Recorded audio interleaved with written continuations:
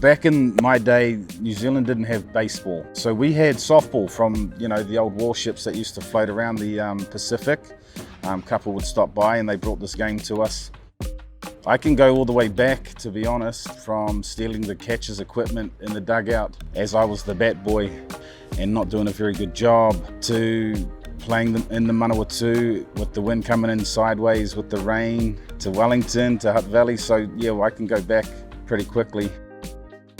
So how would you describe softball in New Zealand, and how does the softball culture from your home country compare to softball here in the States? It's kind of unique because we have a unique set of skills as athletes. Having most of the people I played against did play rugby and the softball, and they played hard.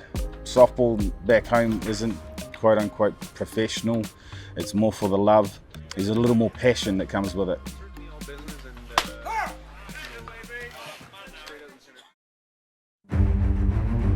Glad to have your company right across New Zealand, indeed across the world. A warm welcome to the Trade Staff ISF Men's World Softball Championship. 16 teams started, 2 remain. We are just 2 hours away from discovering who will hold the trophy aloft. Will it be New Zealand or for the very first time, Venezuela? It was a journey. Because it was our national team, it was a representative team. You had to go earn it, and you had to do a lot of things right for a long time. Once you get your chance, you got to make the best of it. Jeremy Manley on the mound for the Black Sox. To be able to play in 2013 at home in the World Series, it was pretty special. We'd been away a lot prior to that, and it had been the first time since '04 that we had had the World Series.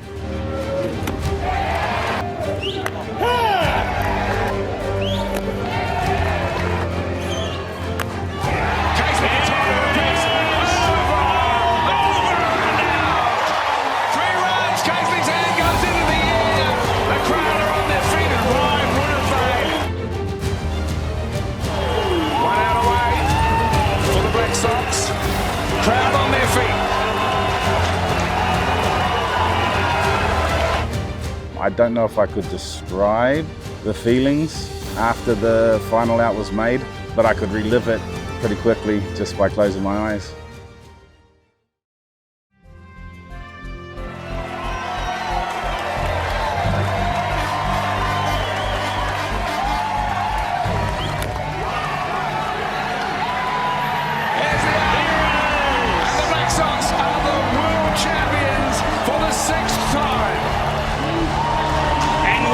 From Jeremy Manley across to Brad Rona and best traditions of New Zealand softball. The Black Sox are back where they belong, on top of the world.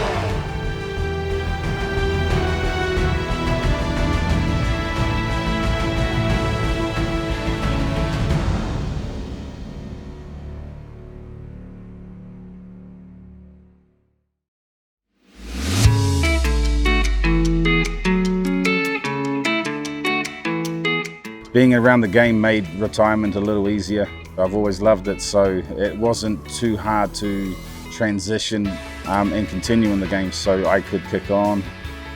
The opportunity to coach here at Ball State was one I couldn't pass up. It's always been perennially good in the MAC, at softball especially, so I was hoping to be one of the coaches that could help them get over the hump and bring home the MAC championship.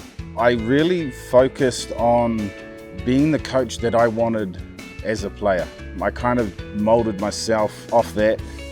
So he's probably like one of my favorite people ever. Like, he's so kind, so generous. He's always helping us. We all look up to him. He's literally a great person. I really respect him, and I'm really excited to keep working with him. I can pretty much talk to him about anything in my life that's going on. Obviously anything with pitching, and he just helps me out tremendously with everything. If you could give anyone advice of starting pitching, or even when you're leaving college, what would you say to them?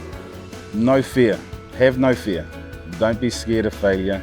Pitching, you always have that, and it's always in the back of the mind before every pitch, so you really do have to just air it out. You got to let it fly.